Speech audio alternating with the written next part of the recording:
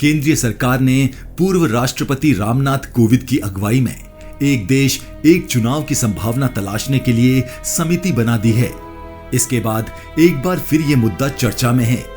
इसके पक्ष में मोदी सरकार के अपने तर्क हैं, तो विरोधियों के अपने। ऐसे में आसार यही हैं कि जब तक कोविंद समिति अपनी रिपोर्ट नहीं दे देती, तब तक ये मुद्दा गर्म रहेगा। साल 1967 तक लोकसभा और विधानसभा के चुनाव एक ही साथ होते रहे हैं। हालात इसके बाद बदले, विधानसभाएं बर्खास्त कर दी गई। इसके बाद चुनावी कैलेंडर गड़बड़ा गया। इंदिरा गांधी ने कांग्रेस के विभाजन के बाद अपनी लोकप्रियता को देखते हुए 1972 की बजाय एक साल पहले ही आम चुनाव करवा दिए। फिर तो ऐसी स्थिति बन गई कि हर साल चुनाव होने लगे, लेकिन लगातार चुनाव हों तो उसके नुकसान भी होते हैं। जैसे ही इलेक्शन कमीशन चुनाव घोषित कर देता है, उसके बाद ही आचार संहिता लागू हो जाती है। तब जरूरी कामकाज के अलावा पूरा विकास कार्य रुक जाता है। सरकार का तर्क है कि अगर एक देश एक चुनाव योजना लागू की जाती है, तो चुनाव दर चुनाव आचार संहिता के लंबे सिलसिले से बचा जा सकेगा और इस बहाने विकास के कार्य पर लगने वाली रोक से भी बचा जा सकता है। दूसरा नुकसान चुनावों पर होने वाले भारी भरकम खर्च का है।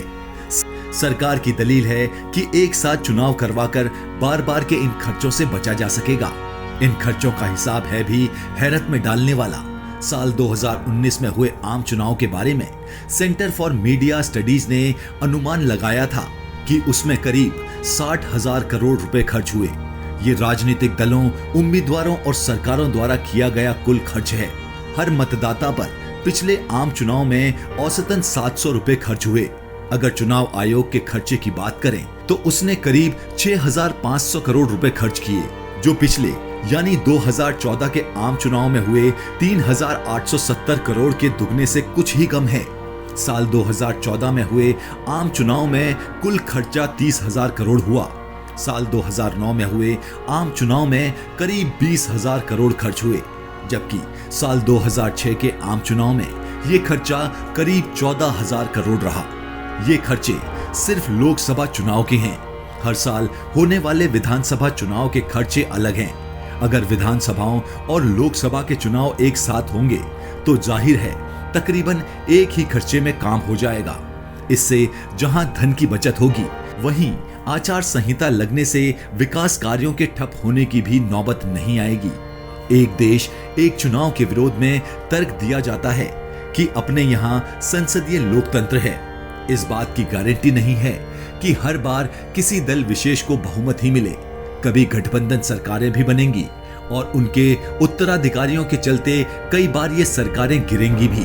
जब सरकारें गिर जाएंगी तो चुनाव तो करवाने ही होंगे, लेकिन एक देश एक चुनाव के समर्थकों के पास इन सवालों के जवाब हैं। हर विधानसभा और लोकसभा का कार्यकाल स्पष्ट रूप से निर्धारित होना चाहिए। अगर कोई सरकार गिर जाती है तो इसके बाद नए गठबंधन को सरकार बनाने का मौका दिया जाना चाहिए। गठबंधन सफल नहीं रहता है तो उस विधानसभा या लोकसभा की बची अवधि के लिए सर्वदलीय सरकार बनाई जानी चाहिए। नई सरकार कॉमन मिनिमम प्रोग्राम के साथ बननी चाहिए। इन पर निगरानी रखने के लिए एक स्वतंत्र और स्वायत्त निकाय गठित होना चाहिए।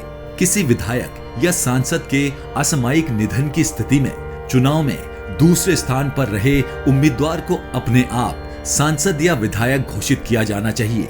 ऐसी व्यवस्था अमेरिकी राष्ट्रपति और गवर्नरों के लिए लागू है। वहां चुनाव निर्धारित अवधि के बाद ही होते हैं।